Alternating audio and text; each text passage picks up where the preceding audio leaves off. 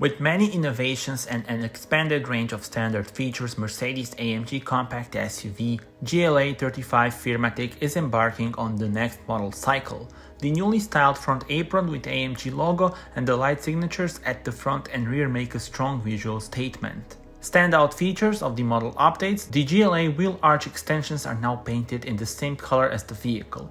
On the engine side, car will now be fitted with the belt-driven starter generator and an additional 48-volt onboard power supply as standard. The second generation RSG functions as a mild hybrid in addition to the temporary power boost of 10 kilowatts. It permits such functions as coasting and recuperation for greater efficiency.